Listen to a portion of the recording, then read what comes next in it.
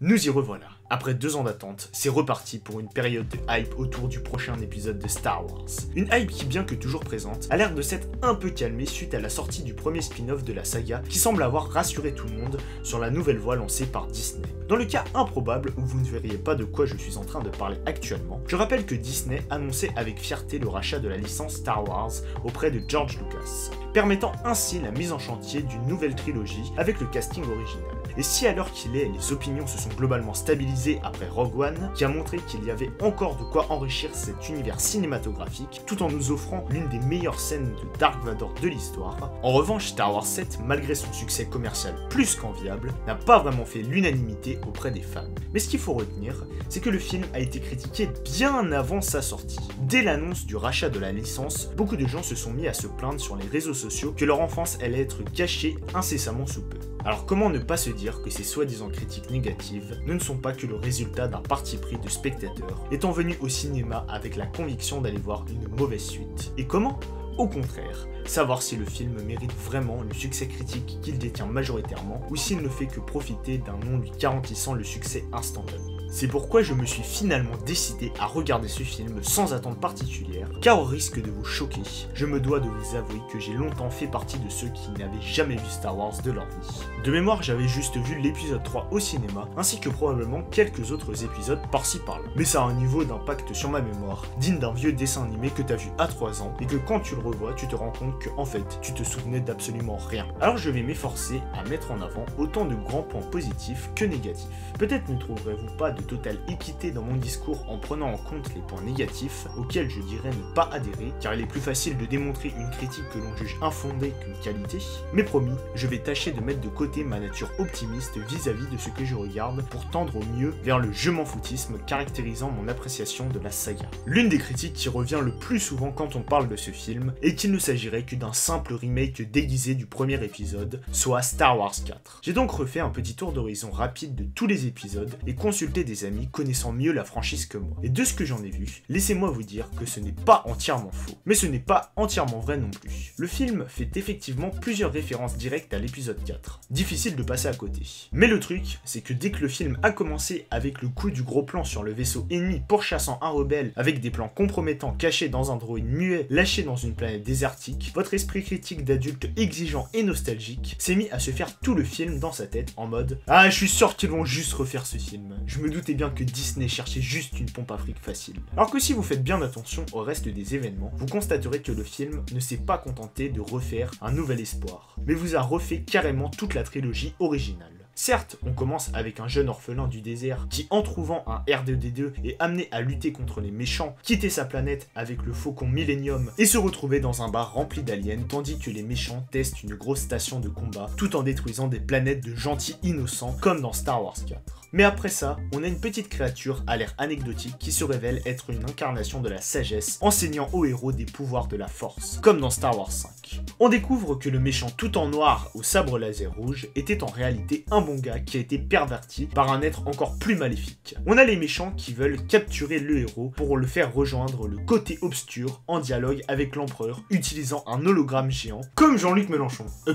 Comme dans Star Wars 5. On a les gentils qui partent détruire la base des méchants, non pas avec l'élu qui tire sur un microscopique trou grâce à ses pouvoirs magiques, mais avec une opération divisée en un groupe sur une terre dirigée par Yann Solo, chargé de désactiver des boucliers, et un autre dirigé par le mec lambda du groupe accompagné d'aliens pour détruire la grosse boule, tandis que l'élu est aux prises avec le méchant samouraï magique, comme Star Wars 6. On a un père et son fils en confrontation sur un pont métallique qui finit par la chute tragique de l'un des deux dans un trou sans fond, comme Star Wars 5. On a un second couteau avec une armure et un jetpack qui finit par être vaincu d'une manière ridiculement facile, comme dans Star Wars 6. Et on a une fin qui ne ressemble à aucun des autres épisodes. Bref, on a là un petit mélange de toute la trilogie avec une nouvelle histoire en plus. On pourrait se plaindre qu'il s'agit là d'une écriture paresseuse, mais comme je l'ai dit, ce film a été critiqué des années avant sa sortie. Et puis regardez la notoriété de la menace fantôme. Je ne m'en doutais pas étant gosse, mais ce film est détesté par la fanbase à cause des changements par rapport à la première trilogie. À l'époque de sa sortie, le film a été renié comme l'antéchrist, de même que toute la prélogie en conséquence. Il y a même des gens qui considèrent que Star Wars 1 est comme l'une des pires suites de l'histoire, parfois même même classé comme pire que ces 3 titres que je vous montre à l'écran. Du coup, je pense que les producteurs, scénaristes et réalisateurs se sont légitimement retrouvés en sueur quand ils se sont vus convier la tâche d'affronter les retours critiques de la fanbase, et ont voulu faire un épisode de transition en douceur, en offrant majoritairement des éléments que le public ne pourrait pas désigner comme étrangers à la saga. Ils ont déjà recasé toute la saga. Il est donc plus probable que la suite, après une prise de confiance calmant les ardeurs, osera des choses plus originales et inédites. Et au final, je trouve que malgré sa mission impossible de raconter plus de 20 ans d'histoire en introduisant de nouveaux protagonistes sans risquer d'énerver les fanboys, le film réussit à amener pas mal de nouveaux éléments intéressants pour enrichir la saga. Perso, malgré le fait que l'histoire se repose pas mal sur des succès passés, j'ai trouvé qu'il y avait quelques ajouts et thématiques par-ci par-là qui enrichissaient bien l'univers.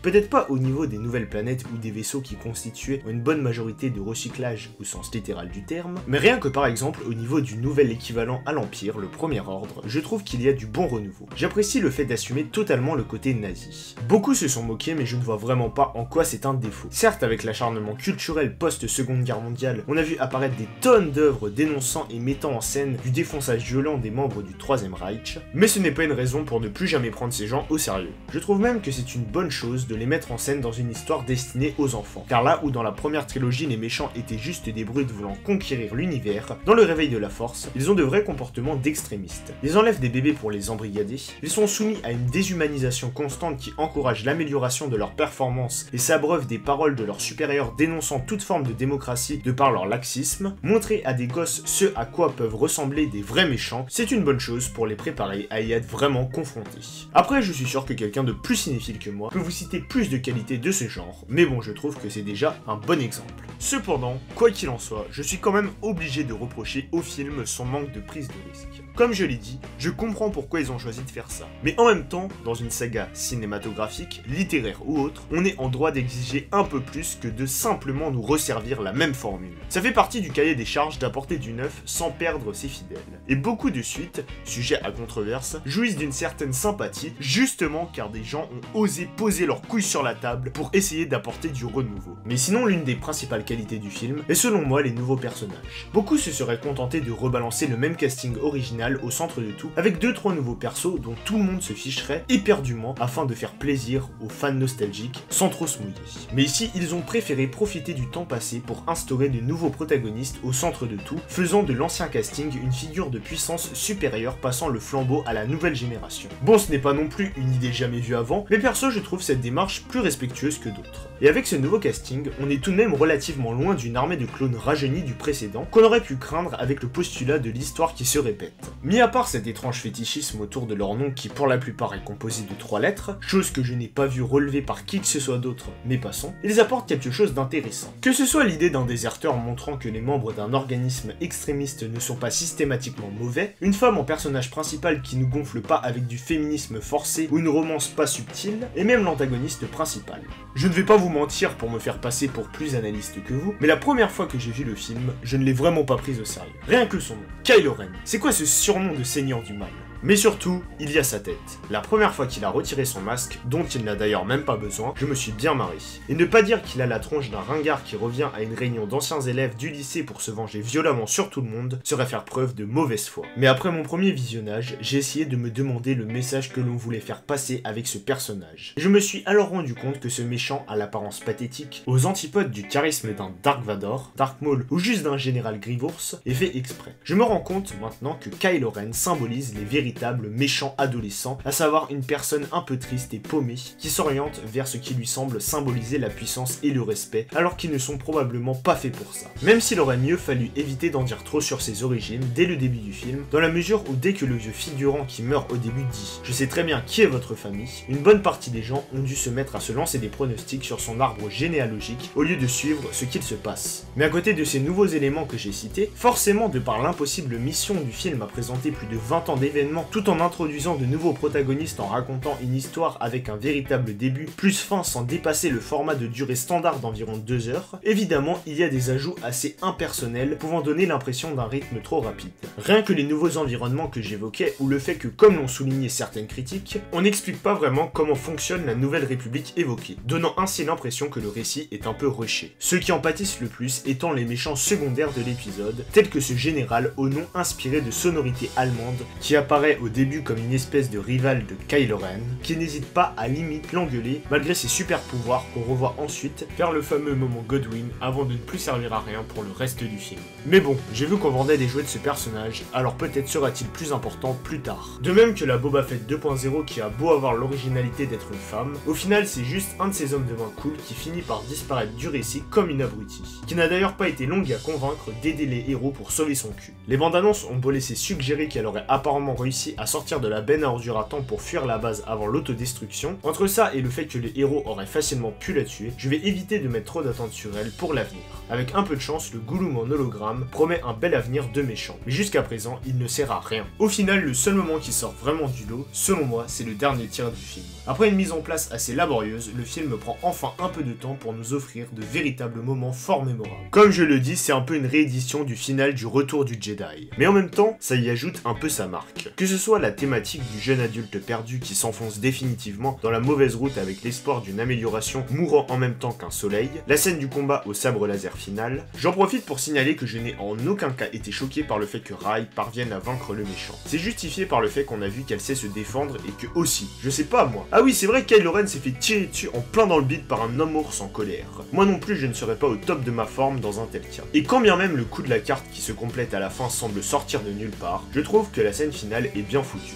Le simple fait de retrouver Luke Skywalker constitue une très bonne conclusion en soi, et avoir choisi de ne rien faire dire au personnage rend la scène plus puissante. Juste un disciple tendant son arme devant un sage désabusé par une mauvaise expérience. On comprend parfaitement le message. Enseignez-moi, je vous prie. Et non une scène du genre salut, je suis venu vous rendre visite, mais vu la gueule que vous avez maintenant, je sais plus trop si c'est une bonne idée. Mais ce climax souligne l'un des défauts les plus soulignés par les fans hardcore. Non pas la mort de Han Solo, c'est parfaitement justifié par son arc scénaristique, je veux parler de la place accordée à la force. Ne faisant pas partie des puristes dans ce domaine, je n'ai pas été trop choqué par ça. Mais faut croire que certaines personnes vouent une admiration philosophique à l'Empire contre-attaque, et les scènes où Maître Yoda explique en quoi consiste cette force. Moi j'y vois qu'une énième source d'énergie spirituelle du genre quintessence ou chi. Et c'est apparemment avec ce point de vue que les scénaristes l'ont utilisé. Quoi qu'en y réfléchissant bien, en fait même pas. On est en dessous de ces éléments de comparaison. Dans Star Wars 7, la force, c'est juste un MacGuffin. Ça guide apparemment les héros d'un point A à un point B. Ça annonce la suite avec des flashbacks qu'on pourra pas comprendre avant 3 ans. Ça donne des super pouvoirs qui sortent de nulle part sans aucune forme d'entraînement. Et le truc qui emmerde le plus les gens, c'est que de par les lamentables fails de Finn, le film montre que maîtriser la force, c'est juste une question de généalogie. Après on peut se demander, avons-nous vu Chewbacca utiliser la force? Non. Avons-nous vu Han Solo utiliser la force? Non plus. Selon une théorie de fans plutôt sympa, ils s'en serviraient sans le savoir, mais officiellement ils ne s'en servent pas. La force, ça a toujours été une sorte de dérivé du gène X dans ma vision d'hérétique spectateur occasionnel. En autre point négatif, je pourrais aussi citer les musiques assez peu mémorables. Je suis le premier à être vite saoulé par les gens qui se plaignent au premier degré que tout était mieux avant. Mais plus le temps passe, et plus j'ai l'impression qu'on est vraiment loin du temps des musiques de films hyper iconiques dont la simple écoute nous laisse plein de bons souvenirs qui restent longtemps dans nos têtes. Entre les sagas qui changent de thème entre 2 épisodes, les délais de plus en plus courts de composition et la barre placée super haute par le passé, il m'est très dur de vous citer une musique de film récent que je serais capable de fredonner.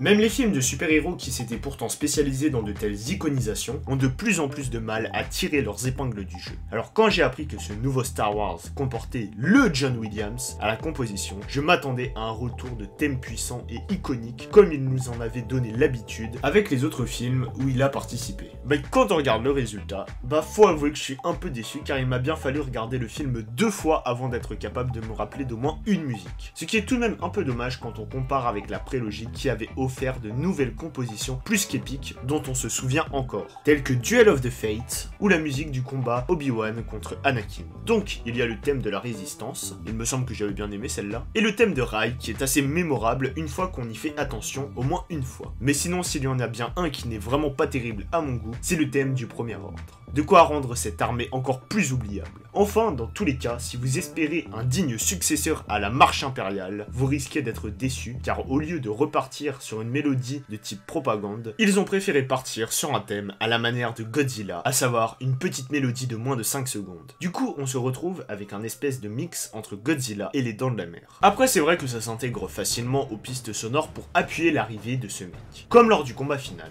Mais perso, j'aurais pas été contre un truc plus épique et militaire après l'intro. Je suis presque sûr que le film aurait été mieux apprécié s'ils avaient mis la musique de Mother 3 sur les scènes du premier ordre. Pour des super nazis, ils ne sont pas vraiment gâtés niveau musical. Mais bon, histoire de finir sur une note positive, je dirais que ce film a comme principal atout d'offrir de bonnes nouvelles bases pour l'avenir de la franchise. Ça peut vous sembler idiot de donner comme qualité à un film le fait qu'il engendra des suites, surtout quand on voit certaines grosses ficelles de teasing de bas niveau comme le passé à peine évoqué de Rai, ou les alus volontairement incompréhensibles de la Force qui sont limite des bandes annonces à l'intérieur même du film, ou le genre de cinématique prémonitoire mindfuck qu'on case au début des jeux vidéo avant de tout expliquer à la fin. Et vous n'auriez pas tort de me reprocher ce point dans la mesure où un film doit être évalué individuellement de ses éventuelles suites et que promettre une suite, c'est pas difficile. Mais non seulement on sait que la suite arrivera, et de plus, comme je l'ai plus ou moins annoncé tout le long de la vidéo, je pense qu'on peut affirmer sans trop de risque que Star Wars 7 a beaucoup mieux réussi sa mission que la menace fantôme. Le film a ouvert la voie à l'arrivée de nouvelles histoires sans que le public en majorité ne soit déçu. Car ça semble idiot à dire, mais sans Disney, Star Wars était voué à mourir, ou du moins à devenir ringard.